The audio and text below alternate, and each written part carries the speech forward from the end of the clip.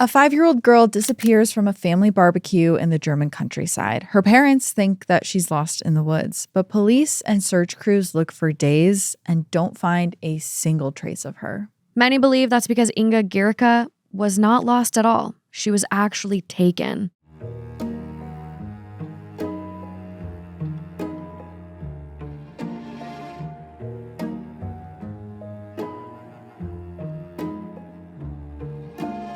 Hi guys, welcome back to Clues. I'm Morgan Absher, your internet detective. And I'm Kaelyn Moore, your deep dive researcher. Hit that subscribe button if you're ready to follow the trail, because the case of Inga Gehricke starts now.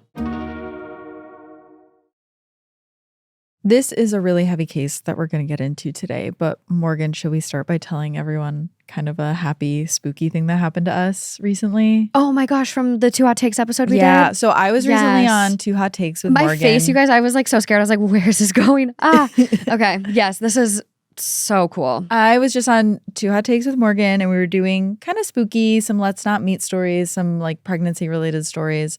And at one point I was talking about my aunt who passed away while I was pregnant. And we put up the episode. It did pretty well. And then, Morgan, you got a message from someone. I got a message from a listener, and she sent it to me on my Patreon. And it's from the username Crafty Cottontail. But she basically said, do daffodils or yellow flowers mean anything specific to you or Kaelyn? And she said that like when she was listening to the 2 Hot Takes episode, she got this vibe and this read as you were talking about your aunt that passed. Yeah.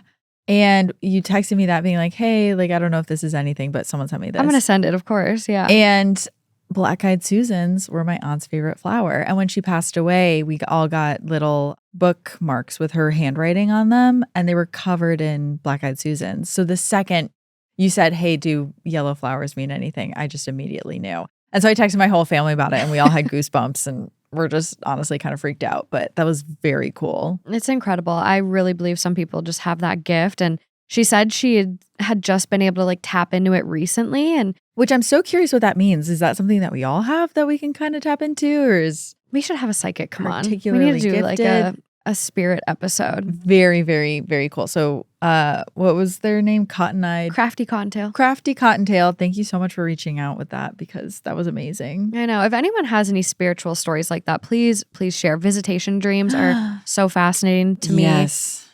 But let's get into this case. Yes. This is a really intense one. I feel like I really fell down the rabbit hole on this case. And I will say we are having quite a few German pronunciations today. Mm-hmm.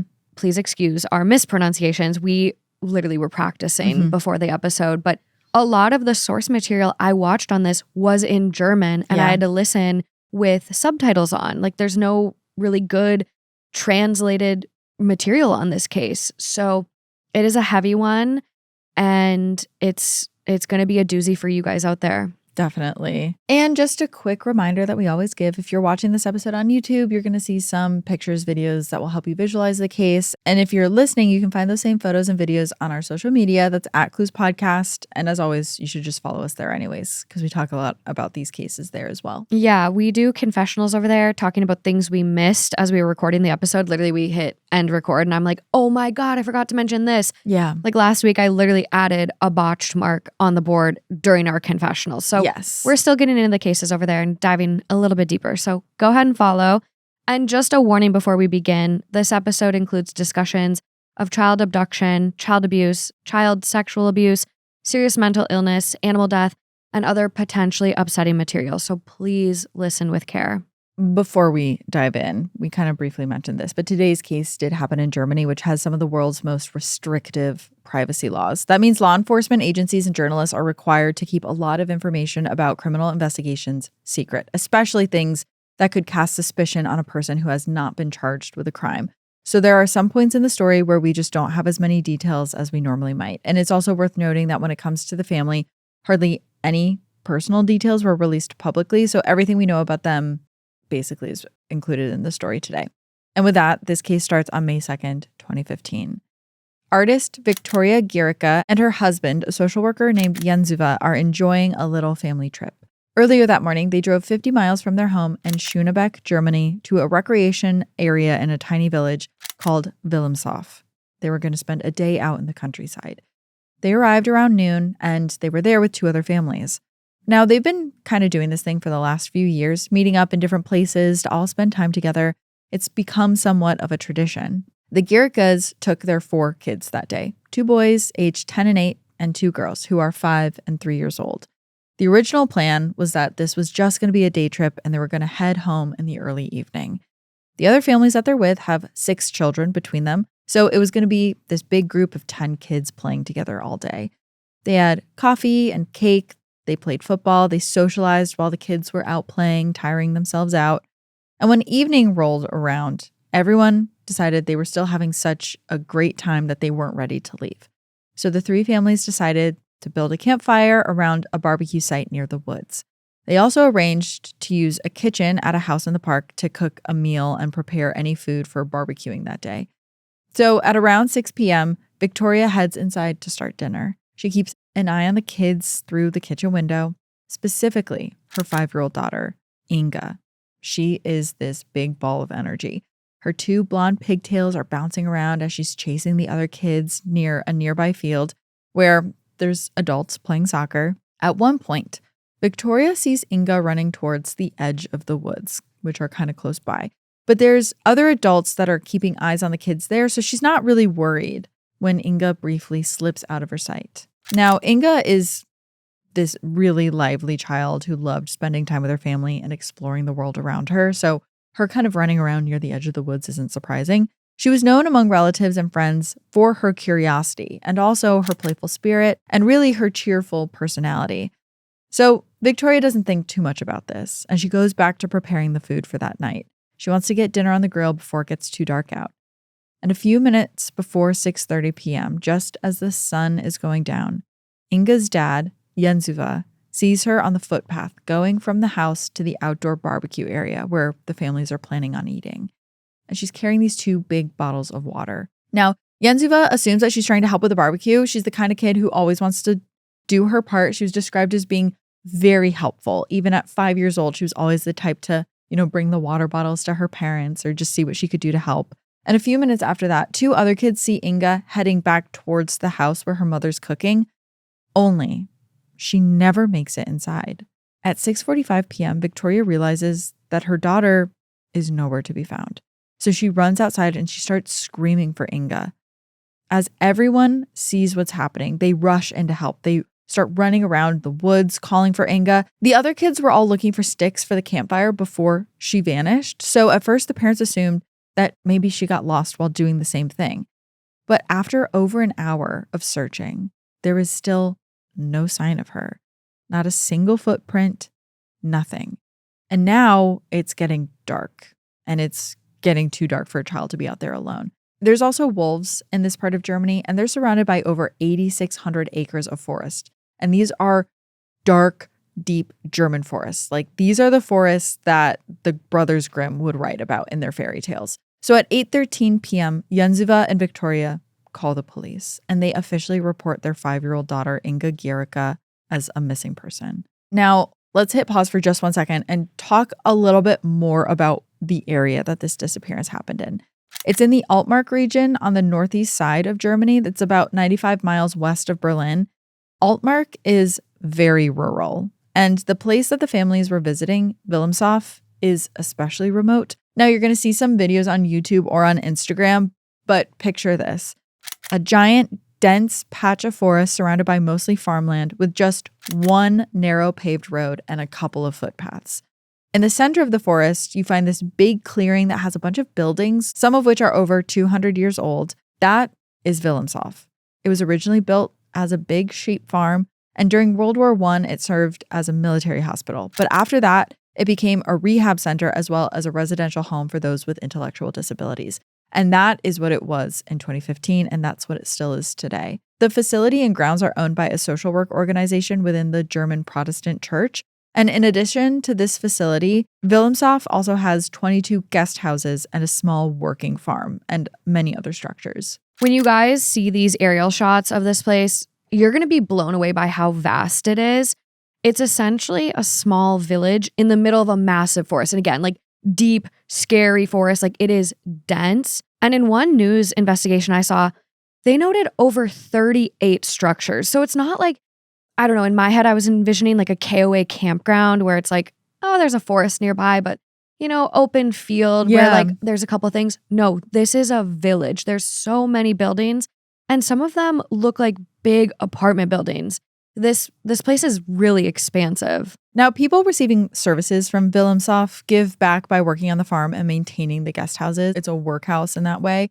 Church groups, self-help groups, social workers, and community organizations are then invited to use the guest houses and grounds for retreats, exactly like what the Gehrrickes and their friends were doing that day.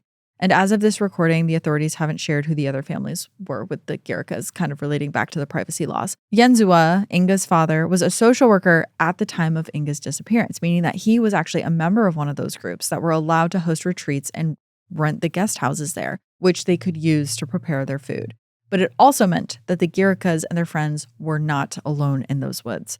Between Wilhelmshof staff, residents, and guests, there were over 100 people in the area when Inga vanished. And again, it's a huge area and there's 100 people, so still feels very isolated. A lot of people coming and going, and the family interacted with a lot of people, like strangers throughout that day. Like when they were playing soccer, they invited people to join them during their game. So there's a lot of interaction between other people that aren't that known to them. Exactly. And the grounds are technically open to the public. Just the guest houses require a reservation by the people who are approved to reserve them. So there could have also been other visitors just wandering around that day as well. But with so many people in this area, surely someone had to have seen something. And that brings us back to the search that first night on May 2nd, 2015. Inga's parents called the police at 8:13 p.m. and the first patrol car arrived just 9 minutes later at 8:22. And at this point, everyone still assumed that Inga was lost in the woods. That's kind of the last place that they saw her. So the officers rush into the forest and they join the groups of friends and family already searching for her. But by 10 p.m., there's still no sign of Inga. And that's when search dogs arrive on the scene and begin their hunt as well. The search continued throughout the night, mostly focusing on that forest. By Sunday morning, May 3rd, they still had not located Inga or any sign of where she had gone. And the police realized that they're going to have to expand their radius and bring in more resources. So on Monday, May 4th, that's now a day and a half after Inga disappeared, over 1,000 people joined the mission, scanning the remote forests surrounding Wilhelmshof. Police officers, firefighters, trained volunteer disaster relief workers, helicopters with thermal cameras scanned all 8,600 acres of the area from above, while 60 search and rescue dogs tracked the forest floor. Like, if she is in this area, they have the resources to find her. Yeah. But even with this massive search effort, there's still not a single shred of evidence that leads to Inga. Which is insane to me because we know from previous cases we've done, these dogs are so good. Like these scent dogs are insane. And especially if there's not that many people in the area. So there's, a lot of times scent dogs get confused if too many people tramp through a crime scene. There's not that many people in the area. She took off on foot. And if she went into the forest, a dog should be able to follow that scent and find her. And they're not finding anything. And everyone starts getting a really bad feeling. I know. And you guys will see the videos of this team. I mean, they did their diligence and they went arm to arm and walked through the forest. Yeah. And when I heard like firefighters, I'm like, oh, well, that's great. But no, there were trucks and trucks of firefighters. Like everyone showed out for this search. But still, they didn't really get anything from it except one kind of witness, which brings us to our first clue, testimony from a local hunter. After hearing about this search, an unnamed hunter contacted the police to say that he heard a child screaming in the woods the night that Inga vanished. Now, again, we don't know who this hunter was.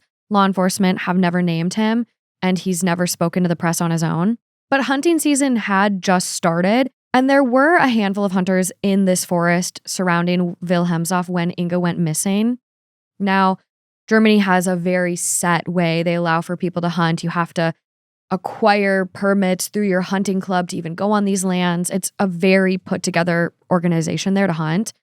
And most of these hunters were super eager to help police. But there was only that one that heard something unusual that night. After this tip, though, police went and reviewed footage from several hunters' game cameras.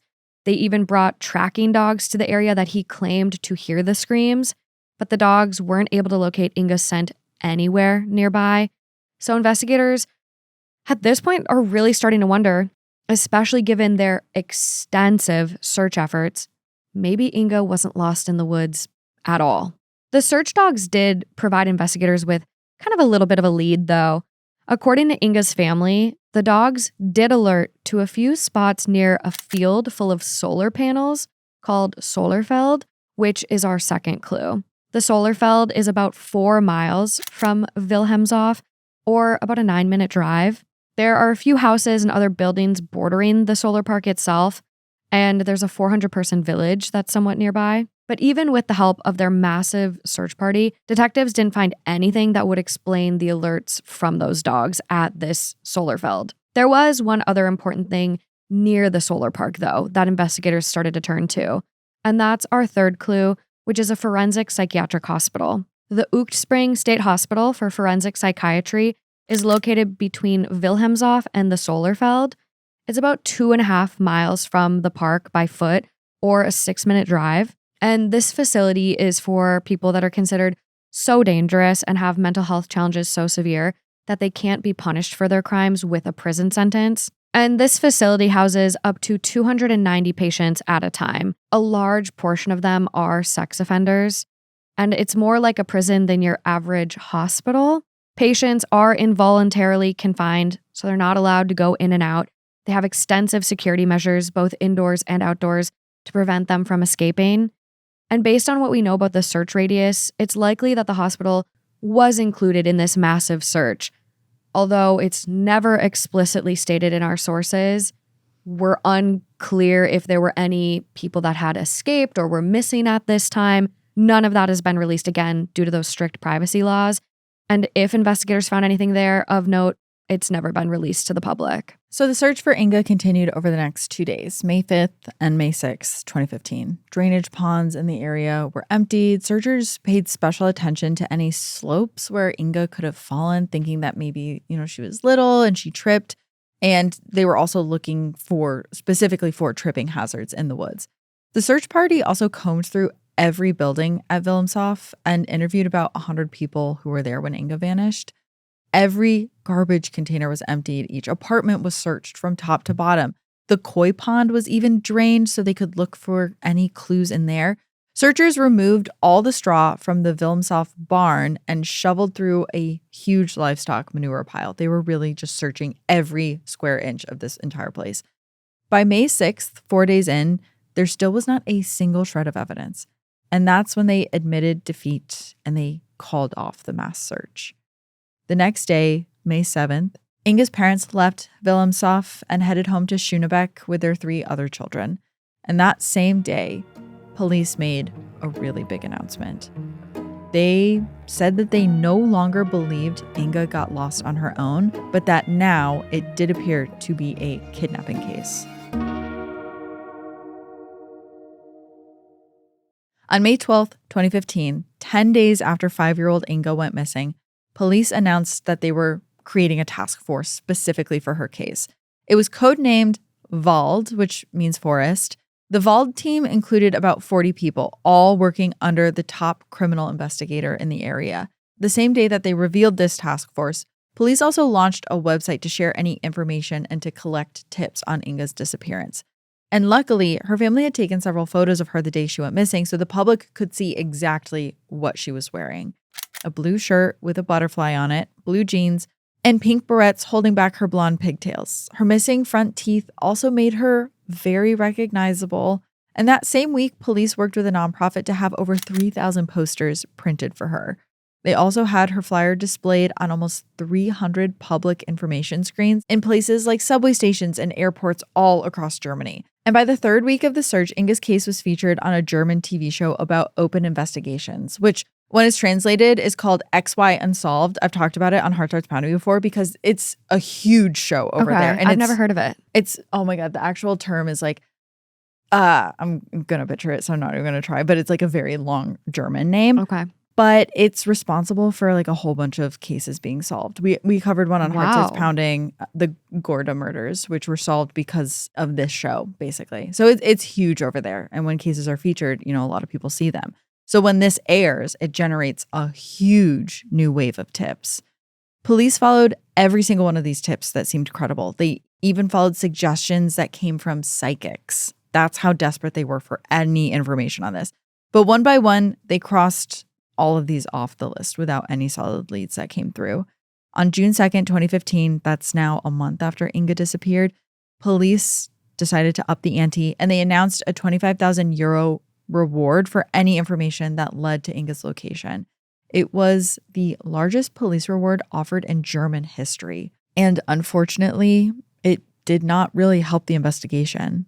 Not at all. And by this point, officials were getting desperate. So by the end of May, the police hired a private team of specialized scent-trailing dogs and their handler, Andrea von Buddenbrock.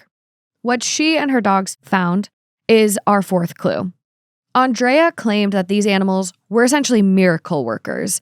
They could do things no other trained dogs could, like trail a missing person by scent, even if they were traveling by vehicle. To be clear, most experts will say that scent trails last about 2 weeks at most, and scent particles are only detectable until they dry out. At this point, Inga had been missing for a month, and a scent trail blowing through the air, say from a moving car window, would dissipate almost immediately. But Andrea claimed her dogs had abilities that couldn't entirely be explained by science. And I will say, a lot of police departments and prosecutors in the area at the time swore by her work. Her magic dogs. Her dogs are magical. Wow. So she had actually been hired to assist with everything from bombings to homicide investigations. And this really just blew my mind, you guys. There's a case that Andrea testified that her dogs alerted to a murder suspect's scent on a bullet that was still inside the victim's skull. Unreal. So someone had fired the gun and the dog could still smell the person that was holding the gun just from the bullet. Yeah. Which sounds like it wouldn't be a real thing, but that's amazing that the dog was able to do that. I guess. Yeah. This was based on a sniff of the bullet after it was fired into that victim. Like, mind-blowing for me. So that June, Andrea traveled to Wilhelmshof along with an assistant and 7 specially trained dogs. Soon, 2 dogs caught a scent near Wilhelmshof and began moving south towards the Solarfeld and Psychiatric Hospital. But the dogs kept following the trail past those locations. Way past those locations, actually. They followed a scent trail all the way out of the region. Eventually, the dogs do split up. One turned east and ultimately led its handler to Dresden, Germany, which is about 305 kilometers or 190 miles from where Inga disappeared. The other dog just kept going and going and going. This dog was with Andrea, and it eventually stopped in the town of Ziltz, Austria, which is about 800 kilometers or 500 miles south of where Inga disappeared. Wow. 500 miles. I'm curious, too, are they just letting the dog walk for 500 miles and they're just trailing him? Because how is a dog picking up on a scent for 500 miles? Is the dog behind the wheel of the car? That's what I'm wondering. Are we just following the snoot? Yes, that's what I'm curious about, because it's just like, I'm a little skeptical of this at this point. I'm skeptical. I'm trying to say it with a straight voice, but I watched an interview with a scientist who discusses this scenario. He's talking about the likelihood of Andrea being able to even do this scientifically. And when you listen to him, you kind of become dumbfounded, because the skin cells of that person would have to travel through the car's ventilation system and then swirl around on the roadway, quickly dissolve, evaporate, be undetectable. And the chance of catching that 3.5 weeks later, he says it is, quote, impossible. And I have a quote here directly from him. Quote, "This must be dismissed as nonsense from the onset."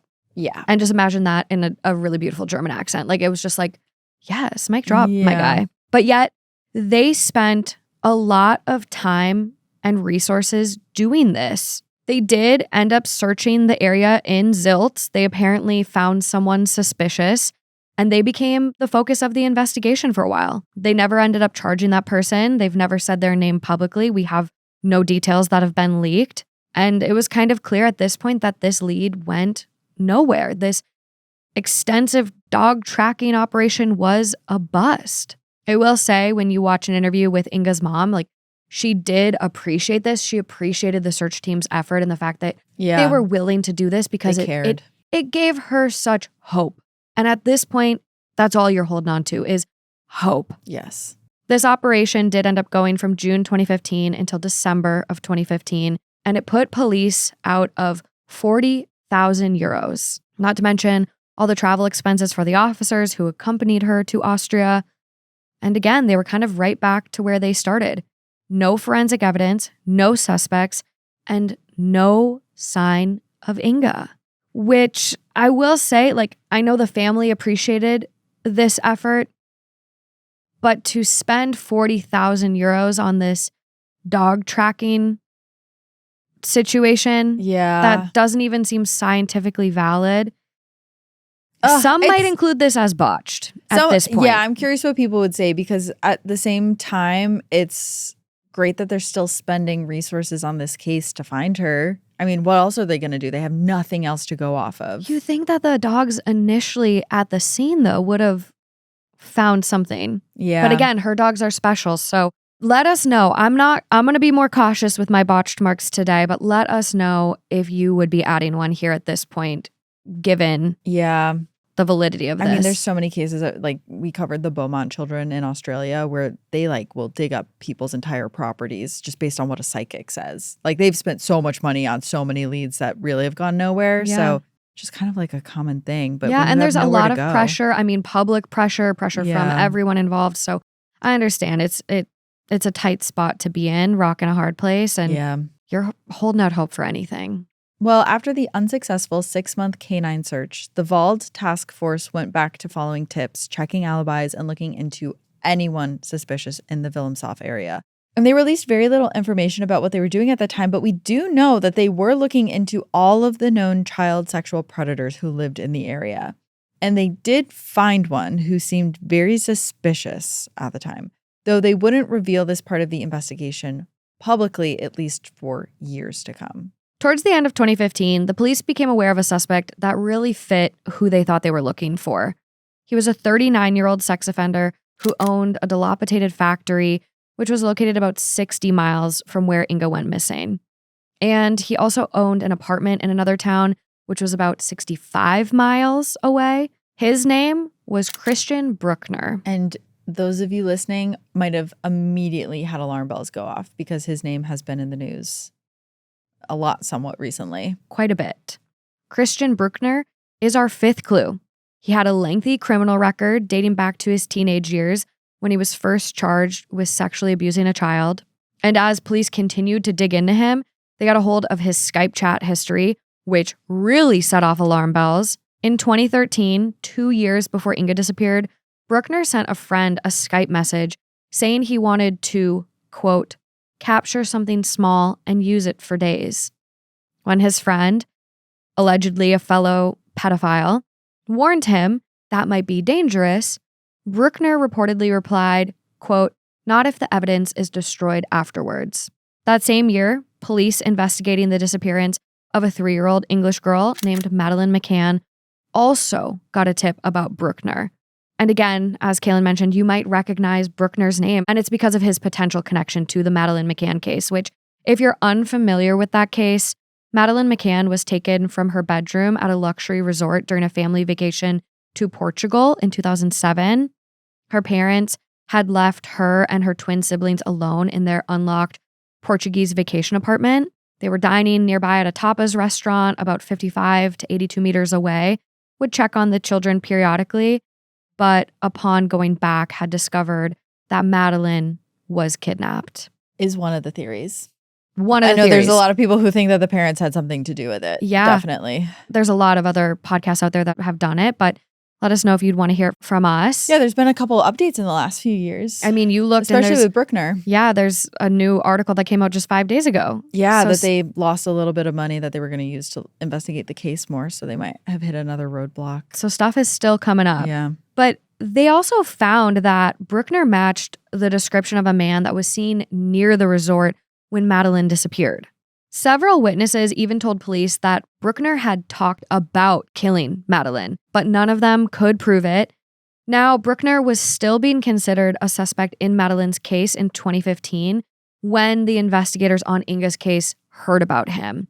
However, he hadn't been publicly named in Madeleine's case by that point. Again, those strict privacy laws, the public had no idea who Christian Brueckner even was at the time. However, once the task force began putting the pieces together, they realized something chilling. Those investigators on this case thought Madeleine and Inga looked really similar, both blonde hair, light-colored eyes. And what investigators were finding really frustrating is at this time, the Madeleine McCann investigation was stalled. It had kind of run cold, and get the marker ready. When the investigators were first looking into Brueckner, local police actually sent him a letter warning him that he was a suspect in that case.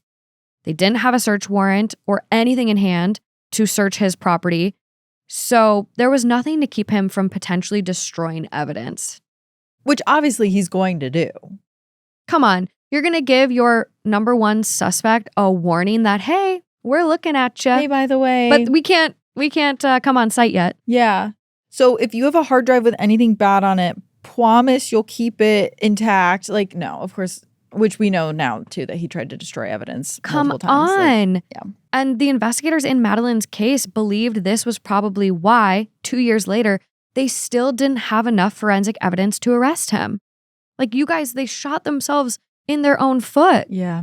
So at this point, Inga's task force knew that they couldn't make the same mistake.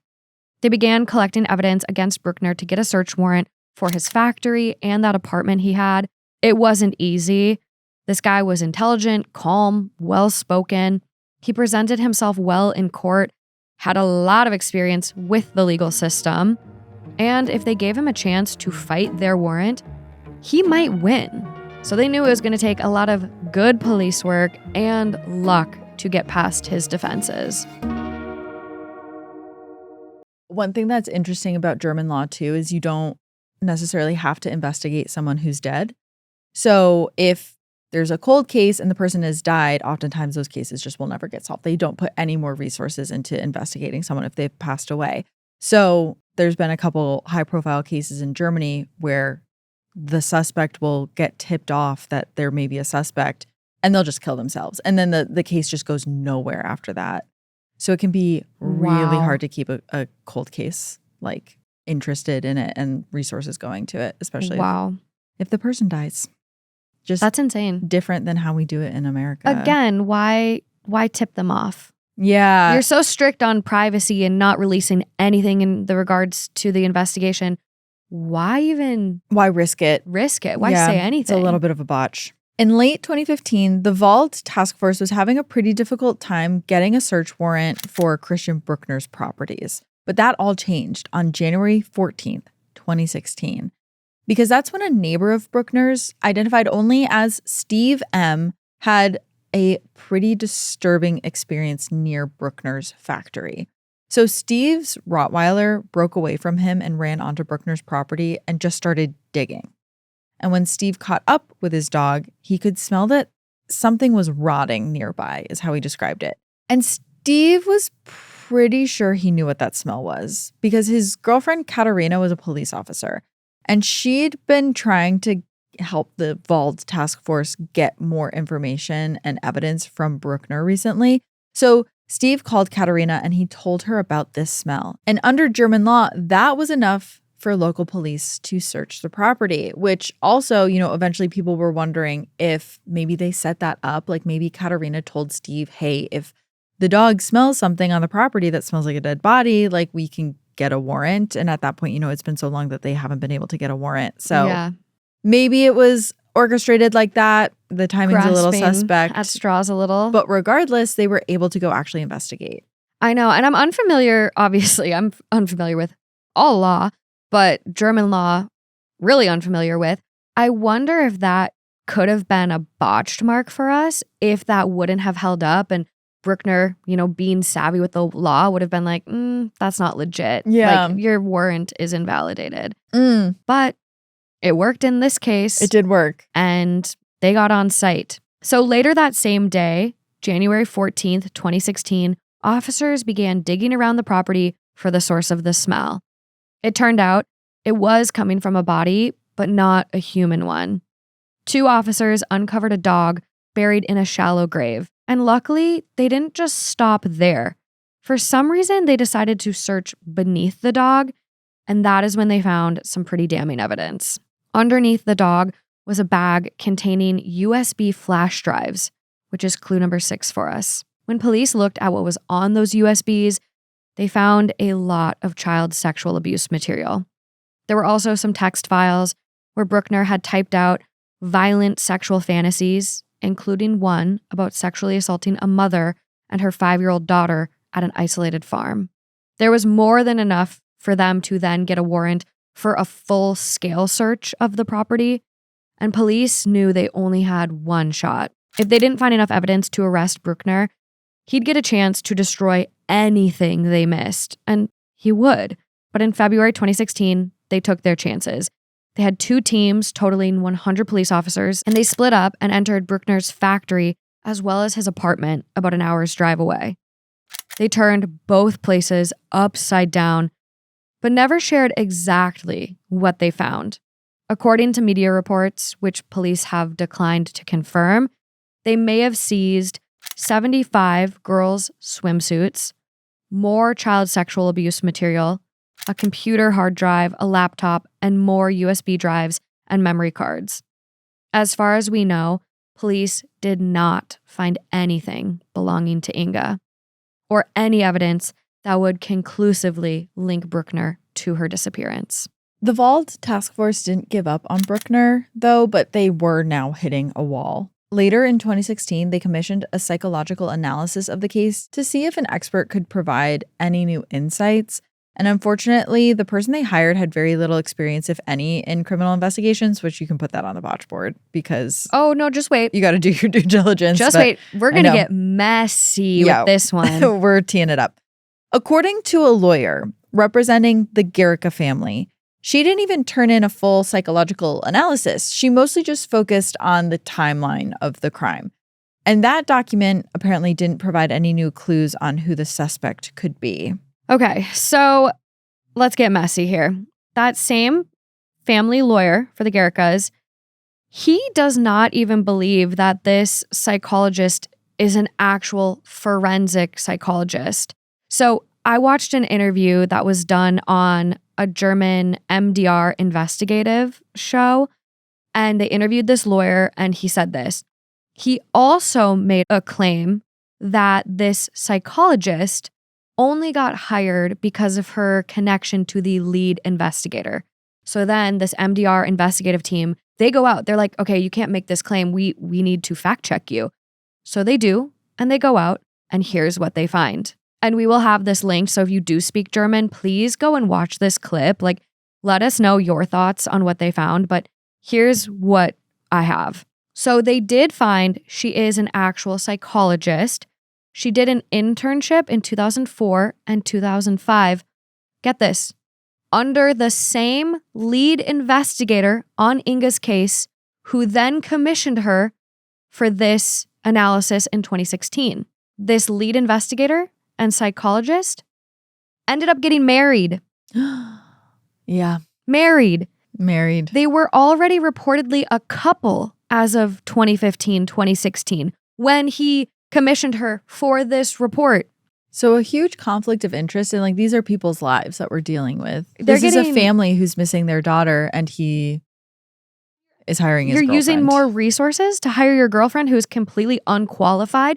The lawyer in this interview talks about how they had access to the state crime lab forensic psychologist they could have used. And they didn't. Why hire her? chose someone else because of your personal connections to them. Yeah, it's getting an extra mark on the botched morgue for the conflict of interest. It should get a huge botched mark because after that, too, the budget is basically all used up. Like all the money that they had to investigate this case is gone. They'd followed over 2,000 separate leads. They investigated 600 supposed sightings, and all of those were without results. So in August of 2016, 15 months after Inga vanished, the task force was officially disbanded. In early 2017, Inga's case files were transferred to the public prosecutor's office for safekeeping, and the investigation was closed. It was obviously a huge disappointment to Inga's family, but it did allow her parents to give interviews for the first time without jeopardizing an active investigation. They can kind of lift that veil of privacy a little bit. And that's actually how the public learned that Victoria and Jędrzejczyk had gotten divorced. Over time, they were driven apart by their differing beliefs on what had happened to their daughter. Jędrzejczyk thought she was deceased, though he did still hope that her remains would be found. Victoria, on the other hand, just had a strong gut feeling that Inga was still alive, which is why Victoria continued to push hard for a new investigation. And then, get that botch board ready. In 2019, 4 years after Inga vanished, it looked like Victoria was about to have her request granted. A review team was formed by the Stendal police force to examine all the work that was done in Inga's case and find a path forward. But instead of reviewing the entire case, the team was told to focus only on one thing, whether or not Inga's kidnapping was connected to Madeleine McCann's case. And that review ended after just 11 days. And the team, hadn't reviewed all of Inga's case files yet in those 11 days. There was a lot. I mean, we were just talking about like 600 potential sightings. It's a lot to go through. You're not going to go through it in 11 days. And it later came out that the head of the review team had complained about his own appointment to lead the review. He said that he did not feel qualified, but he was told that, he had to do it anyways. He had never worked on a homicide investigation before. I'm sorry, what? And in his final report, the lead investigator called the circumstances surrounding the review team suspect. Okay, great. Thanks. What do we do with that? Exactly. It's just botched. We are up to 4 marks on the botched board, and I do have one off to the side under some words that say magic dogs ? But it's Andrea, I would say, because we have a hard and fast rule on the show that dogs cannot be botched. So Andrea. It's Andrea. Handler. And I will say I'm giving it a hard time because she was utilized so much in a lot of other cases. And there was a policeman that was interviewed on this source I watched. And he's like, yeah, I had issues with her on another case, basically leading the dog in the direction she wanted the dog to go. Yeah. Basically being like she's making the dogs alert. Yeah, I was going to say like they're not getting special training. So I was wondering how they had the ability to do other things that some dogs couldn't do. And as far as I know, these dogs can't drive cars. So yeah. So who's leading them around? Now, as for the question of whether or not those 2 girls' cases were connected, the review team's full report has never been released to the public. So we're not really sure. But in June 2020, 5 years after Inga disappeared, police announced that they had eliminated Christian Brueckner as a suspect based on cell phone location records. And what was found in those records has also never been released. More time continued to pass without any progress, and Victoria's frustration only grew. Meanwhile, Inga's older brother, now an adult, hired a lawyer to continue looking into his sister's case. And the lawyer agreed that the original investigation had missed significant leads and wasted resources on ineffective strategies like those miracle dogs, and none of those strategies found any hard evidence. But the authorities still didn't want to open a new investigation. So in March of 2023, that's nearly 8 years after Inga's disappearance, Victoria took her complaints to the Saxony-Anhalt State Parliament. On April 16, 2023, following an investigation by the Ministry of the Interior, Inga's case was taken away from the Stendal police and given to the Halle police. Halle is about 90 miles away from Wilhelmshaven, close enough to know the region, but far enough that they were kind of a fresh set of eyes. Victoria urged the new investigators to re-examine every past lead and stop only when her daughter was found. But as the new team got to work, there was another investigation into Inga's disappearance happening. Only this one was actually seeing results. This investigation was not being conducted by law enforcement, though. Instead, this was a collaboration between Inga's brother's attorney, Stefan Schoppe, and German journalists. In October, 6 months after Inga's case moved to Halle, one of those journalists, Sebastian Lieber, published an explosive report, bringing us to our 7th clue, a mysterious new suspect. Police gave him the pseudonym Martin H., so we're going to call him Martin. When the lawyer, Stefan, got a hold of the police files in Inga's case, he learned that Martin had actually been on their radar all along. And Stefan couldn't figure out why the police never seriously pursued Martin as a suspect. Martin grew up in Stendal, the closest town to Wilhelmshof. His pattern of sexually predatory behavior started at the age of 11 when he began assaulting his 9-year-old sister. And it was then that Martin developed an obsession with young girls. By the age of 20, he was officially diagnosed with pedophilia, which was the formal diagnosis in the DSM at the time. It has since been updated to pedophilic disorder. That same year, Martin had an episode of psychosis and ended up at a psychiatric hospital for several months. And Martin's hospitalization at this time didn't cure him of his pedophilia, but it did get him back on his feet enough to move to Berlin, where he then worked as a handyman. That's about 100 miles from Wilhelmshof, and it's where he was still living in November 2015, 6 months after Inga disappeared. He was in his early 30s at that time, and he rented an attic from a local homeowner that he used as a workshop, which he kept padlocked when he wasn't inside of it. Eventually, the homeowner got tired of dealing with Martin. Apparently, he was a really unreliable tenant, and so one day she decided to just abruptly end his lease and ended up trying to go up into the attic and remove his things. But after locksmiths arrived to help get her inside, she found a lot more than just carpenter tools.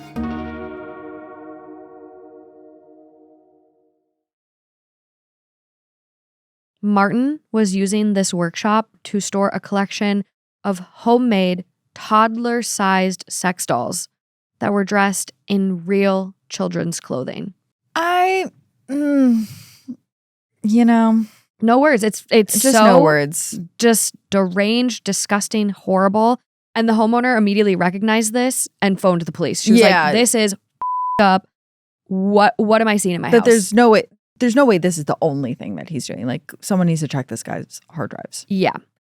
Police arrive. They do discover child sexual abuse material and a backpack full of what seemed to be supplies for a potential child abduction. There were gloves, cable ties, tape, pepper spray. 2 days later, police did arrest Martin and began interrogating him. Martin admitted that he had been fantasizing about kidnapping and essaying a young girl, but he told investigators that he would never actually hurt a child. I don't believe that for a single second. You have duct tape in your backpack. No chance. According to investigators, though, Martin seemed relieved to be caught.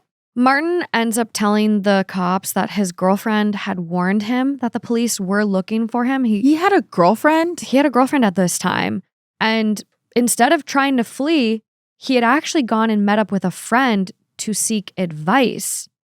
Police did manage to track this friend down, and she confirmed the whole conversation. She said that when Martin first came to her, he assumed the police were looking for him, get this, as a suspect in Inga's kidnapping. Martin's making the connections. Yeah, he's the one being like, "Oh, I assume that they're just looking into me as like a suspect in this case." Yeah, Martin confessed to his friend that he was a pedophile and said he wished he had been the one to run across Inga alone in the woods. "I didn't do it, but I wish I had. But I wish it was me." He even called the person who kidnapped her a, quote, lucky finder. I do think that some people deserve a little bit of medieval torture. Martin, however, did insist he never actually met or harmed Inga, though he did tell his friend that he knew Inga was dead and that police were looking for her in the wrong area. Saying that you know that she's dead. Because we talk about this in cases too. Like, you have to watch out when someone's talking about someone in a past tense, because usually that's a tell. Like, if you ask them, family members, like, "Hey, this person's missing. What does your gut say?" If they're like, "Well, I really know that they're dead," usually that's a bad sign. How? How do you know? That's a tell. How? And Martin never explained how he knew this. Yeah, right. After prosecutors in Berlin heard his story and reviewed the case, they did suspect Martin was somehow involved in Inga's disappearance. In early 2016, they sent copies of all of their files to the police in Stendal and urged them to treat him as a likely suspect. So the police in Berlin were essentially being like, here, we have this guy. Here's the connection to your case. They're putting him on the Stendal investigators' radar. And this was right around the time that Wald task force was focused on Christian Brueckner. After the disturbing double search of his 2 properties, Stendal investigators did open an investigation into Martin H. and learned that the attic in Berlin was not his only lair. Martin also owned a small house in a remote village about 2 hours' drive from Wilhelmshof. The windows of the house were bricked up, the doors had alarms on them, and the whole property was surrounded by a privacy fence. But the real surprise for investigators was a short distance from the house inside of a wood shed. I mean, it feels automatically like it's not that you don't want people to come in, it's that you don't want people going out. Is immediately reading like the description of the Bricked case. up windows? Yeah. Alarms? Fences, alarms. Privacy fence? What are you... What's going on? What are you hiding? What's going on there? Inside of this wood shed, there was a hatch in the floor that revealed a staircase that led down to an underground dungeon-like room.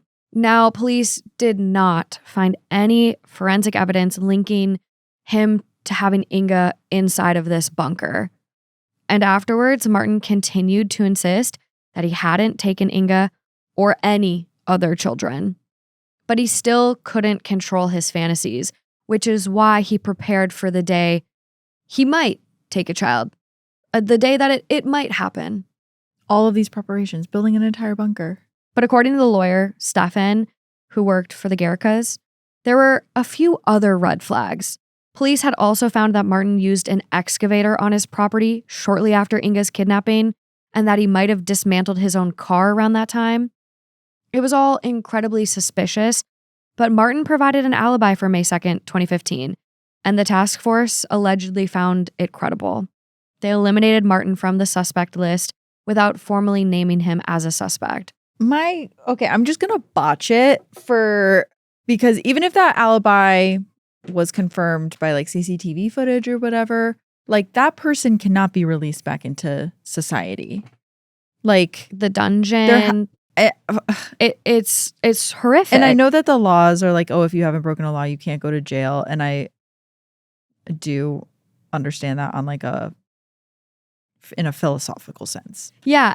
But as a mom now, you're coming at it from a tough angle. Yeah. It's like, oh my God, give him the brazen bull or something. We do get there. So yeah, we do get there. So as this is all happening though, Sebastian Leder, the reporter that was working with Stefan, digs a little deeper, and he was able to find 2 anonymous sources who he described as close to the investigation, and they weren't sure that this was the right call to eliminate Martin as a suspect. They said that the person Martin had used for his alibi could not clearly remember where they were and what they did that day. Okay, so do we get another botch? I honestly think so, yeah. I'm just going to keep botching it. What do you mean? I don't think there was CCTV footage. And even now, because of AI, I think we're going to have a lot of difficulties being like, oh, there's footage tied to this. Oh, yeah. No, there's already like we're going to have issues. Who have loved ones that are missing who are complaining that people are sending them like AI images of their loved ones and like AI That's video devastating. of their loved ones. That is devastating. But instead of trying to break this alibi, the task force just kind of moved on from Martin. And then they disbanded later that same year.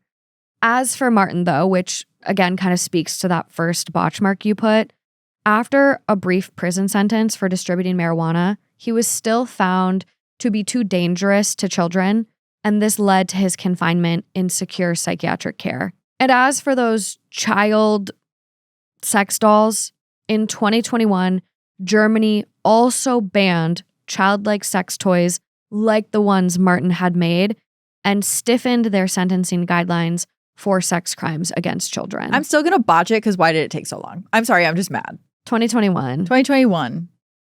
2021. It's a tough pill to Until swallow. then, you could have a toddler-sized sex doll and like botched. Sorry. Okay.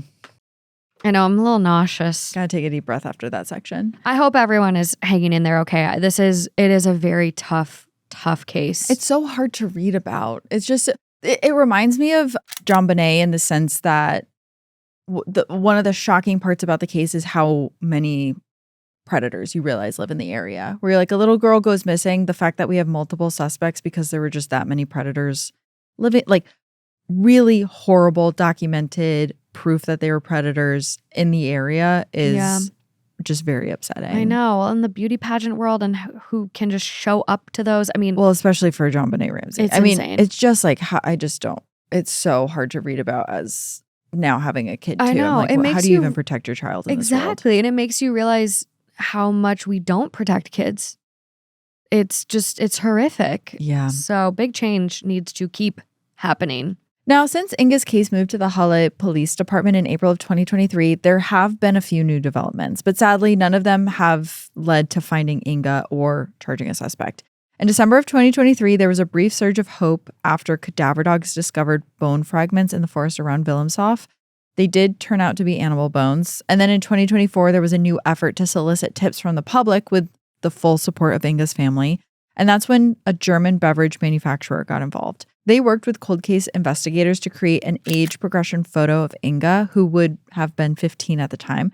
And Inga's photos, along with information on how to submit a tip, were printed on smoothie bottles sold in Germany and in neighboring countries. The smoothie company also donated 25,000 euros to double the reward fund.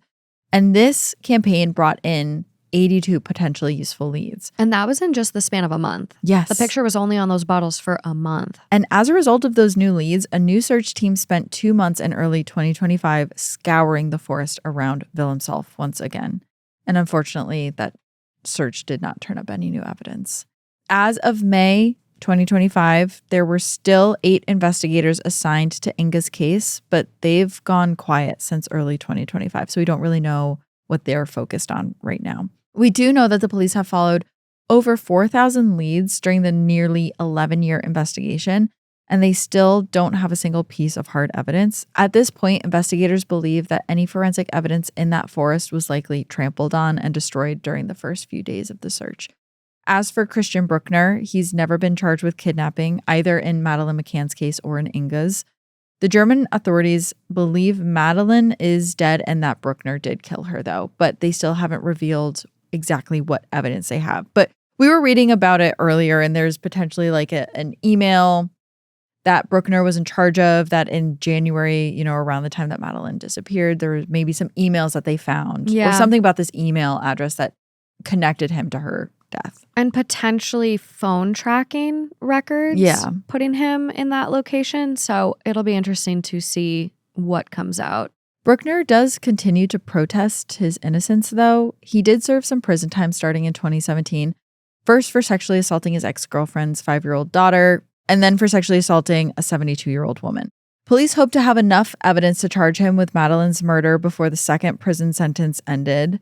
But a massive search using excavators and ground-penetrating radar failed to unearth any remains. So Brueckner was released from prison on September 17th, 2025. And as of this recording, he is enjoying his newfound freedom by camping out in northern Germany in the middle of the forest. It's going to get botched. Why is a person like this enjoying forest freedom? Anything. Why does he enjoy anything? But if you were to ask Inga's father, Jensua, he does not think Martin H. or Christian are guilty in his daughter's disappearance. He is convinced that the perpetrator was someone within his own circle of acquaintances, someone that Inga might have gone with willingly. That was a huge, huge update when that was announced. Yeah, I mean, a lot of people note how calm she was that day, and it might not have even been someone that was connected to those 2 other families they came with, but maybe it was an adult playing soccer with them earlier that day and was familiar enough to where she wouldn't react and scream and things like that. So that's a tough one. I know in a clip I saw of her mom from an interview, her mom said basically, if she could beam herself back, I would search the grounds and the houses first and not the forest. Yeah, that's what Jensua said too. He said that he does think the case might have been solved if they had focused on the grounds and the buildings that day, rather than immediately just running straight into the forest, diverting all of their attention away from these buildings. It's just so tough to know how to react properly in that situation. I know. He does remain fairly certain that she is no longer alive, however, regardless of which direction she went off in. He mourns her each year on the anniversary of her disappearance by making a pilgrimage to Wilhelmshaven and laying flowers at the base of a tree. There's also a theory that supports Jensu's feelings. A well-known German professor of criminology, Dr. Bettina Gutze, reviewed the case and predicted that the perpetrator would likely have been a man between 40 and 55 years old. He was probably employed. He probably was known to the family and likely well-spoken and presentable. More of a kindly uncle figure rather than a creepy weirdo. And as for Victoria, she does still hold out hope that Inga is alive somewhere, and she's holding that same hope for Madeleine McCann's family as well. But that is kind of where we're at today. There's a few loose ends with Andrea von Buddenbrock, whose dogs supposedly followed Inga's scent all the way to Austria. The magic dogs. After the Inga investigation, Andrea published a book on her dog training methods. As of January 2026, she's under criminal investigation for fraud related to her scientifically improbable claims about her dog's insane performance. Her house was searched in December 2025. Police and prosecutors now suspect that Andrea was controlling her dog's route herself rather than actually following them as they tracked a scent. She earned a lot of money from various police departments and prosecutor's office that way over the years and gave expert testimony in several high-profile cases, which the validity of those cases now, like the trial, you could throw those trials out. That might be a mistrial. That might be enough for an appeal. There could be people in prison because of her lies, basically. So that is getting solidified. No more magic dog ? It's now an official botched mark. This is the first case we've done that has dog fraud in it. Dog fraud. Yeah. I mean, hate to see it does make sense. Like if you teach a dog a command and you're like, okay, wink, sit, alert, like. Yeah, absolutely. Like it would be very easy to do fraud in that way. They talk about this with car searches when police will bring in dogs for car searches. A lot of times they'll have the dog alert so they can search the vehicle. Like there's a lot of cases that have gone to trial for misuse of dogs. Wow. Just insane. Another loose end that I came across is in that MDR investigative, there was a pastor who came forward with a confession. This pastor contacted police and shared that someone did confess to him that Inga is still alive, potentially in a place called Ziltz. And when this investigative team looked at the people that were present that day at Wilhelmshaven, who was interviewed, there was someone there that did live in Ziltz. Now, the investigative team that I watched, they did note that there were 11 places that could have matched this Ziltz. However, I will say magic dogs did go there. So it's an odd coincidence. It would be an odd coincidence, but I also wonder if that person read the dog in investigation? a newspaper. Yeah, that, the dog alerted in Ziltz. Yeah. I believe the pastor has since passed. So interesting. Unclear if this tip will go anywhere at this point. Also, I forget what the rules are about pastors breaking that oath during confession. I believe if you confess to murder, your pastor doesn't have to, though. I think the church is okay with them sharing, but I don't know.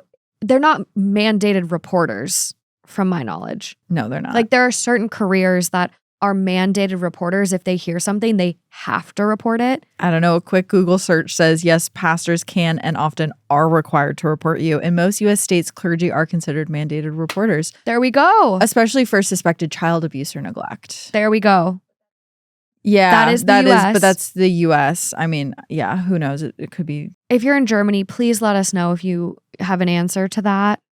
Maybe we have a clergy person listening. I have some Catholic priests that listen to Heart Starts Pounding because we've talked about exorcisms before. Yeah. And I've had some priests reach out with some really spooky stories on exorcisms they've witnessed. And so And forgive me, Father, for forgetting.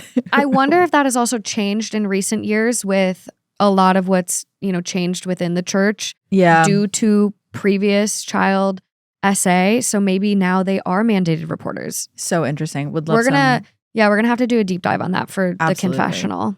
Absolutely. Literally the clues. Yeah. Clues confessional. I mean, we're ending this case, I think, with more questions than answers for sure. And that's why lawyers and advocates for the Gehricke family recently launched a new website asking the public for more tips, which is why we wanted to talk about this case in 2026. If you have any information about this case, I know we have a largely U.S. audience, but people from Germany have said that they listen to this show. So if you have any information about this case, you can share it directly with the family's legal team by visiting the website is inga-suche.de. Inga's family has also chosen to highlight a specific nonprofit on their website. So to honor the Gehricke's wishes, we wanted to share a little about them too. It's called Victim Recovery Dogs e.V. It's a nonprofit organization working in Germany and Switzerland, providing specially trained dogs to search for missing persons, particularly in cold cases. Unlike the miracle dogs, these are real search and recovery dogs whose work is supported by science. Yeah, we respect the dogs in this house, and there are real good trained dogs doing amazing work. Absolutely. And this is one organization that supports that. If you are in their service area and you need help, you can reach out via their website. That's victim-recovery.com. And if you're the loved one of a cold case victim in the United States, there's a resource for that too. The nonprofit Season of Justice offers public awareness campaign grants to immediate family members of missing or murdered people whose cases are at least 2 years old. These grants can be used to pay for mass media outreach strategies like billboard campaigns, and they'll be opening applications for the 2027 round of grants on September 1st of this year, 2026. So you can sign up now to be notified when applications open. That's seasonofjustice.org. And with that, we're going to go to our highlighted missing person of the week. The case we're highlighting this week is that of Dulce Maria Alvarez. Dulce was 5 and was last seen on Monday, September 16th, 2019. She was playing at Bridgeton City Park behind Bridgeton High School in Bridgeton, New Jersey. She was last seen playing near the playground while her mother was nearby. Abduction is being suspected as the primary theory. She was last seen wearing a yellow shirt with a koala on the front, black and white pants with butterflies and flowers on them, and white dress sandals. She had long brown hair, brown eyes, was approximately 3 feet tall, female, Hispanic. Some witnesses say that Dulce was reportedly seen walking towards a red van with a man. The FBI is offering a reward of up to $5,000 for information that leads to the whereabouts of Dulce Maria Alvarez. Additional reward money may be available. If you have any information concerning this case, please contact the FBI's toll-free tip line at 1-800-CALL-FBI and select option 4, then option 8. You can also text your information to tip 411, subtext Bridgeton, and that is all we have for this episode of Clues. Now we turn it over to you guys. Thoughts, theories, all of that. The comments is what makes this community so special. And if you're interested in a missing persons case, a child, where I really think it's going to be solved very soon, I think in the next few years we're going to know what happened, check out our episode that we did on Aisha Degree, because it's a really twisty one. It's a very mysterious disappearance, but I think we're really close. I think we're so close. New ancestry, DNA evidence coming and kind of breaking this one open. Yeah, we're going to get some answers soon. Definitely. Yeah, let us know where you ended up on the botched board. We have 9, including the miracle dog handler, Andrea. But again, let us know your thoughts. Let us know if you'd like to get into the case of Madeleine McCann a bit more deeply. See how Brueckner is involved in that case. And again, at Crime House, we really value your support. So share your thoughts on social. Remember to rate, review, and follow Clues to help others discover our show. And until next time, bye guys. Bye. Every week, we dive into the pieces, both hidden and obvious, behind some of the biggest true crime cases. Subscribe to Clues Pod with Morgan Absher and Kaelyn Moore on YouTube. And remember, every clue counts.